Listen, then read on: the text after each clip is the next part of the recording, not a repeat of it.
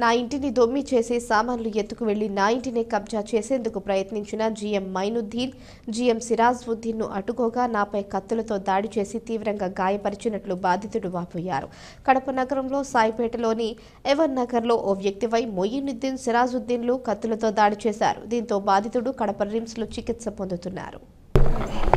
GM Aminuddin, GM Sirajuddin అనే వ్యక్తులు పంచులు తీసుకొని, ఆయుధాలు తీసుకొని, కత్తులు తీసుకొని నా మీద దాడి చేసినారు. మూతికి కొట్టినారు. ఇక్కడంతా గాయమైంది, నోట్లో అంతా రక్తం, ఇదంతా వాసిపోయింది. వీళ్ళ మీద ఎన్ని కేసులు ఉన్నా కూడా వీళ్ళని ఏం పట్టించుకోవడం లేదు. ఆ ఏరియా మొత్తం వీళ్ళు రౌడీజం చేస్తా, అక్కడ తాపిస్తా, మనుషుల్ని వచ్చే వాళ్ళని పోయే వాళ్ళని కొడతా చేస్తూ అన్నారు. ఇంతకుముందు కూడా వీళ్ళ మీద మేము కంప్లైంట్లు ఇచ్చినా కూడా పట్టించుకోలేదు. వీళ్ళ మీద చర్యలు అసలు లేవు. ఇతని మీద 4 ఎఫ్ఐఆర్లు నమోదయ్యాయి 2 టౌన్ పోలీస్ స్టేషన్లో. వీళ్ళు నా ఇండ్లు పగలగొట్టి దొంగతనం చేసి నా సామాన్లన్నీ తీసుకుపోయి అమ్మేసినా కూడా థెఫ్ట్ కేసు రిజిస్టర్ అయింది. ఇంతవరకు రికవరీ కూడా చేయలేదు నా సామాన్లు. వీళ్ళను ఎందుకు వదిలేస్తున్నారో మాకైతే అర్థం కావడం లేదు. నేను థెఫ్ట్ కేసు రిజిస్టర్ చేయించినా అని ఈరోజు మా ఇంటికాడ వచ్చి గలాట చేసి నన్ను లోపల లాగి నన్ను కొట్టి గాయాలు, కత్తులతో చచ్చిపోయేవాడిని నేను, కత్తులతో దాడి చేసినారు. తప్పించుకొని వచ్చేసిన.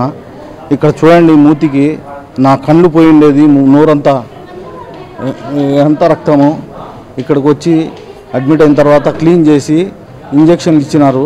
నేను మాట్లాడే స్థితిలో కూడా లేనండి, అంత దారుణంగా ఉంది.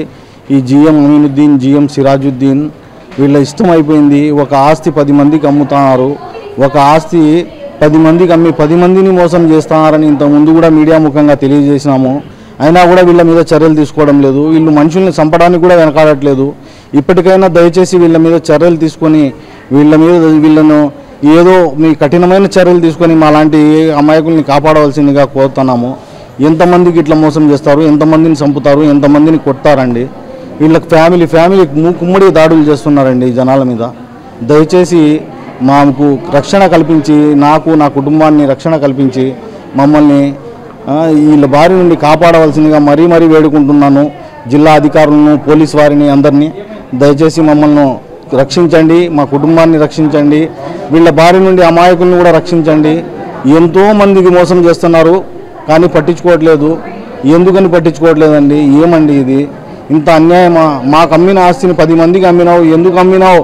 నా ఆస్తి ఎందుకు ధ్వంసం చేస్తున్నావు అని అడిగిన దానికి ఇంత దారుణమా? మా మీద ఒడిగడుతున్నారు. చంపడానికి ప్రయత్నిస్తాడు. ఈరోజు కత్తులతో దాడి చేసినాడు నా మీద. ఈ ముఖం చూడండి, కొద్దిగా తప్పించుకోకుండా పారిపోకుండా ఉంటే నేను ఈరోజు చచ్చిపోయాను. వాళ్ళు 3 వచ్చినారన్నా. 3 వచ్చినారు. వాళ్ళ కొడుకు అమీనుద్దీను, వాళ్ళ తమ్ముడు, మా వాళ్ళు ఆడ పక్కన నిలబడుకున్న వాళ్ళు ఇడిపించకుండా ఉంటే ఈరోజు మా పరిస్థితి అంతే. నేను ఉండేవాడిని కాదు ఈరోజు. ఇంత దారుణ మా మూతి మీద కొట్టి, మామూలుగా కొట్టలేవాడు, పంచ్ ఇక్కడ వేసుకుంటారు కదా, దాంతో ఈ కళ్ళ మీద కొట్టేసేదానికి ప్రయత్నించినాడు. కళ్ళు పగిలిపోయేదానికి ఇట్లా తప్పించుకునేటప్పటికి ఇక్కడ పడింది. ఇక్కడ అంతా రక్తమైంది, నా షర్టుకంతా. ఈ లోపలంతా కొట్టినాడు. దాంతో కత్తితో కొట్టేటప్పటికి లాగేసినారు ఎన్నికి. నాకు 11 గంటలకు ఉదయం ఏవన్ నగర్ సాయిపేటలో జరిగింది సార్. దయచేసి అధికారులను వేడుకుంటున్నామండి, అతని మీద కఠిన చర్యలు తీసుకోండి. 4 ఎఫ్ఐఆర్లు నమోదైనాయి అతని మీద. థెఫ్ట్ ఎఫ్ఐఆర్ కూడా నమోదైంది. మా సామాన్లు మీరు రికవరీ చేయకపోయినా కూడా మేము పట్టించుకోలేదు. ఎన్నిసార్లు స్టేషన్కి తిరిగినా కూడా మాకు న్యాయం జరగట్లేదండి. దయచేసి మీ మీడియా ముఖంగా అయినా ఇప్పటికైనా స్పందించి అధికారులు అతని కొడుకు మీద చర్యలు తీసుకొని రౌడీజాన్ని ఆపవలసిందిగా కోరుతున్నానండి. దయచేసి మిమ్మల్ని చేతులెత్తి మొక్కుతున్నా, ఈ రౌడీజాన్ని ఆపండి దయచేసి.